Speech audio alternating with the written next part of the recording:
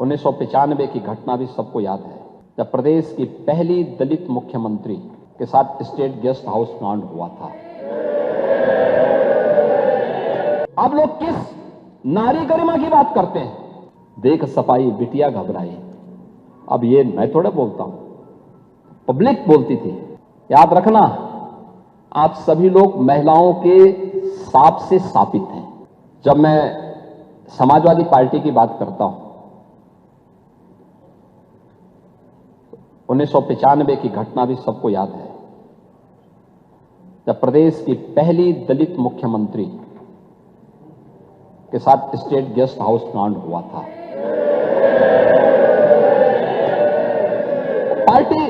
Party कोई भी हो सकती है, लेकिन आपका आचरण क्या था? यह स्थिति थी। यह है समाजवादी पार्टी का आचरण। समाजवादी पार्टी के नेताओं के वक्तव्यों को अगर आप देखेंगे, आप याद करिए उस समय की बहुजन समाज पार्टी की नेत्री जो बाद में प्रदेश की मुख्यमंत्री बनी, भारतीय जनता पार्टी ने उनको सपोर्ट किया कि हां, एक दलित की बेटी को सम्मान मिलना चाहिए, और वहां आगे बढ़े। देखो भाई, सवाल यह है कि उनकी बैसाखी पे सरकार तो सपा चला रही थी। यह नैतिक दायित्व तो आप लोगों का था, लेकिन आप लोगों की राक्षसी वृत्ति पर लगाम लगाने के लिए तात्कालिक रूप से आवश्यक था कि भारतीय जनता पार्टी उन्हें सपोर्ट करे, और भारतीय जनता पार्टी के नेतृत्व ने उस समय उस प्रकार की सहृदयता का परिचय दिया। स्वर्गीय ब्रह्मदत्त द्विवेदी जी अपनी जान पर खेल करके समाजवादी पार्टी के गुंडों से भिड़े थे स्टेट गेस्ट हाउस में।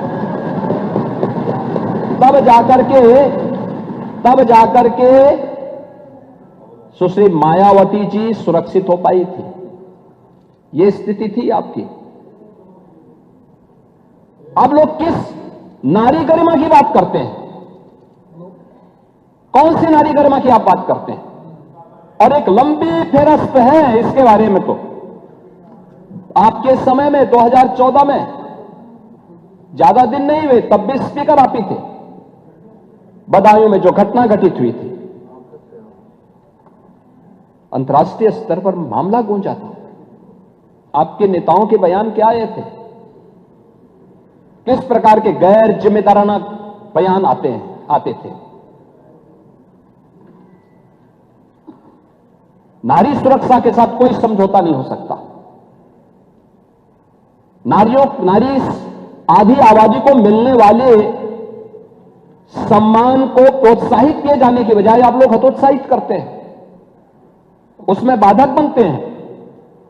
और किस प्रकार से आप लोगों ने प्रस्ताव भी, चेयर से अध्यक्ष जी ने भी आपको बताया किस तरीके से आप अनुसूचित जाति जनजाति के लोगों पर डकैती डलवाने का काम कर रहे थे। प्रस्ताव तो आप ही की अध्यक्षता में यह सदन पारित करवा के भेज रहा था तत्कालीन कांग्रेस सरकार के पास। यह आचरण था आप लोगों का। अनुसूचित जाति जनजाति को उसका अधिकार मिले, महिलाओं को उसका अधिकार मिले, पिछड़ों को प्राथमिकता मिले, वंचितों को वरीयता मिले। यही तो एनडीए की सरकार की प्राथमिकता है और यही प्रतिबद्धता है। ये नारी शक्ति बंधन अधिनियम उसी प्रतिबद्धता का परिणाम है, और उसी को प्रस्तुत करने के लिए हम सब यहां पर आए हैं। मैं तो रोचक हूं इस बात को लेकर के। आप लोग बात करते हैं, याद रखना, आप सभी लोग महिलाओं के साप से शापित हैं। और मैं इसलिए कह रहा हूं कि कांग्रेस की दुर्गति आप देख रहे हैं। 40 साल हो गए हैं, 40 साल उत्तर प्रदेश कांग्रेस के देश से लगातार बंजर होता जा रहा है। मैं वही कह रहा हूं ना, इसलिए बंजर हो रहा है। और कमोबेश आपने अब कांग्रेस का अनुसरण करना शुरू कर दिया है, तो आपको भी उसी बंजर दिशा में जाना ही जाना है, यह तय है। कांग्रेस के पतन का कारण क्या था? एक मुस्लिम महिला के साथ वही अत्याचार पर मौलवियों के सामने घुटना टेक करके नाक रगड़ने की प्रवृत्ति। सावानो प्रकरण में आप लोगों ने एक मुस्लिम महिला के साथ जो अन्याय किया था, उस समय सावानो प्रकरण के बाद जो चीजें सामने आई थी, सुप्रीम कोर्ट ने किस प्रकार की टिप्पणियां की थी। अगर कांग्रेस से पाप नहीं करता, मौलवियों के दबाव में नहीं आता, भारत के कानून का सम्मान करके सावानों को भी न्याय दिया होता, तो यह दुर्गति नहीं होती। महिला विरोधी आपका आचरण 3 तलाक के मुद्दे पर भी देखने को मिला था। 3 तलाक का कानून जब प्रधानमंत्री मोदी, आप लोग तो सावानों वाले मामले में एक महिला के साथ अन्याय किए, लेकिन 3 तलाक का कानून जब आ रहा था तब भी आप लोगों ने, इंडी गठबंधन ने, कांग्रेस ने, समाजवादी पार्टी ने तब भी इस 3 तलाकी कुप्रथा का समर्थन किया था। दुनिया के अंदर तमाम इस्लामिक देश 3 तलाक की कुप्रथा को नहीं मानते, लेकिन आप हैं सुधरेंगे नहीं, वही कठमुल्लापन की ओर देश को ले जाना चाहते हैं। देश कहां जा रहा है? यह देश फतवे की राजनीति बंद करवा चुका है, लेकिन आप उसको मानने को तैयार नहीं। 3 तलाक के बिल का आप लोगों ने विरोध किया, और किस तरीके से आप लोग उन दुर्दांत माफियाओं के सामने नाक रगड़ते थे। यहां पे तो समाजवादी पार्टी की ही विधायक श्रीमती पूजा पाल उसका सबसे बड़ा उदाहरण है।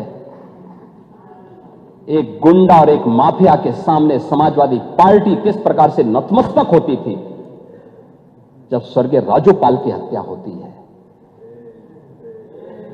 आप लोग यानी उस पूजा पाल की आंखों के आंसुओं को भी नहीं पहुंच पाए थे।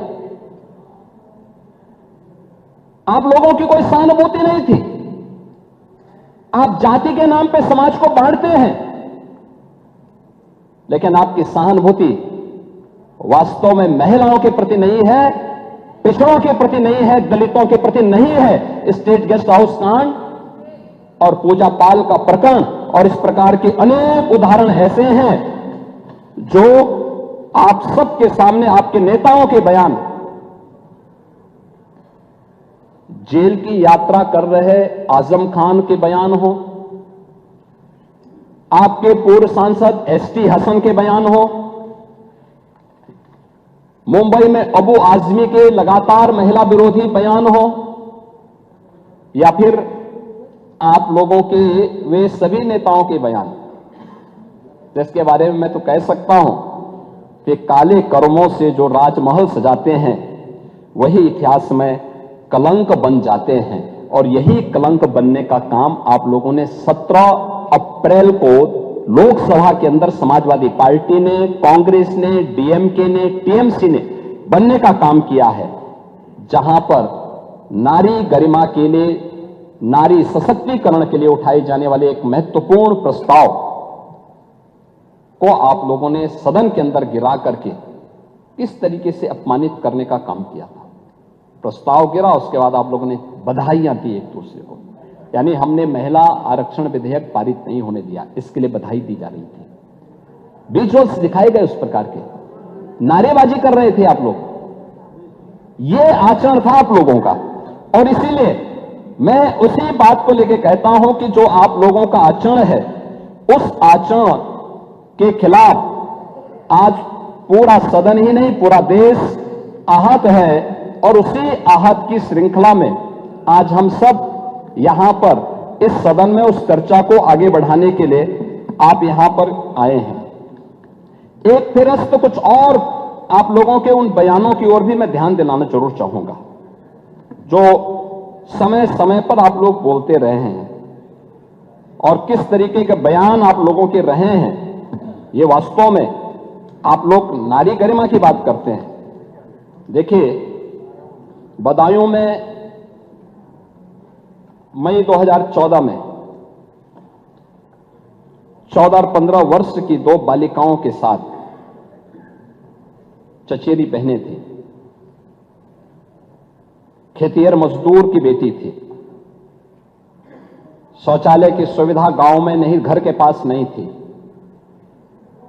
और उन बेटियों के साथ किस प्रकार की घटनाएं घटित हुई थी और उन सभी उसको लेकर के दुनिया ने उस मुद्दे को उस समय उठाया था और उस समय आप लोगों ने किस प्रकार के बुलंदशहर के मामले में, बुलंदशहर में जुलाई 2016 में बुलंदशहर के राजमार्ग पर जो सामूहिक बलात्कार की घटना घटित हुई थी, उस समय भी आपके नेताओं के बयान क्या आए थे। तत्कालीन आपके कैबिनेट मंत्री आजम खान ने क्या कहा था ये तो एक राजनीतिक साजिश है और यह सरकार को बदनाम करने के लिए की जा रही एक हरकत है। ये आपके मंत्रीगण बोलते थे, तब आप स्पीकर की चेयर पे पांडे जी आप बैठते थे। चिन्हट में जून 13 में एक 5 वर्ष की बालिका के साथ जो घटना घटित हुई थी, उस समय भी जनता में भारी आक्रोश था। सुल्तानपुर में फरवरी 17 में जो घटना घटित हुई थी और एक महिला ने 13 में समाजवादी पार्टी के एक विधायक पर सामूहिक बलात्कार का आरोप लगाया था। आरोप था कि विधायक ने अपने सहयोगियों के साथ मिलकर महिला के साथ दुष्कर्म किया है। महिला ने उस समय पुलिस में एफआईआर दर्ज कराई, लेकिन राजनीतिक दबाव में उसको न्याय नहीं मिल पाया और फरवरी 17 में उस महिला की हत्या कर दी जाती है। ये घटनाएं आपके समय में लगातार घटित होती थी। ऐसे लखनऊ के मोहनलालगंज में जुलाई 14 में, हापुड़ में 2013 में एसिड अटैक की घटनाएं, ढेर सारी ऐसी घटनाएं हैं जिसका जवाब हमारे सहयोगी यहां पर समय समय पर आपको उपलब्ध करवाएंगे और उन सभी बातों को देंगे। मान्यवर, मैं आज के अवसर पर इस जरूर बोलना चाहूंगा कि ये जितनी भी घटनाएं घटित हुई हैं, ये महिला संबंधी अपराध रोकने के लिए जो सबसे महत्वपूर्ण पहल होनी चाहिए वह उनके सशक्तिकरण की होनी चाहिए और सशक्तिकरण में हर एक स्तर पर उन्हें सशक्त करने की दिशा के लिए जो कदम बढ़ाए जाने चाहिए। और आज उसी का परिणाम है कि पिछले 9 वर्ष के अंदर प्रदेश के अंदर डबल इंजन की एनडीए की सरकार ने जो कदम बढ़ाए हैं उसके परिणाम सामने आए हैं। प्रदेश में तो हर व्यक्ति जानता है 17 के पहले क्या स्थिति थी और मैं तो पहले भी बोलता हूं, नारा ही चल गया था यूपी में। तो देख सपाई बिटिया घबराई, अब ये मैं थोड़ा बोलता हूं, पब्लिक बोलती थी। क्या ये सच नहीं था कि मध्य यूपी और पश्चिमी यूपी के अंदर कोई भी सजग अभिभावक अपनी बेटी को पढ़ने के लिए या तो दूर छात्रावास में भेजता था या रिश्तेदारी के पास यूपी के पास बाहर भेजता था, यूपी के अंदर नहीं पढ़ा पाता था, नहीं हो पाता था। प्लान की घटनाएं क्या संकेत करती थी? ये यूपी के अंदर की अराजकता को, 17 के पहले की अराजकता को बताता था। लेकिन आज मैं कह सकता हूं कि वेलफेयर स्कीम का लाभ, महिलाओं की भागीदारी, महिला कार्यबल और किस रूप में हुआ है 2013 के पहले, 2017 के पहले उत्तर प्रदेश के अंदर केवल 13% महिलाएं वीमेन वर्क फोर्स थी, जो महिलाएं कार्य करती थी, रोजगार उनको प्राप्त होता था, नौकरी कर रही थी, केवल 13% उनका योगदान था यूपी में। और पिछले 9 वर्ष के अंदर एक सतत प्रयास सुरक्षा का माहौल प्रदान करने का परिणाम क्या है? आज 13% से बढ़कर के 36% से ऊपर हुआ है महिलाओं की भागीदारी प्रदेश के विकास में, 36% हुई है।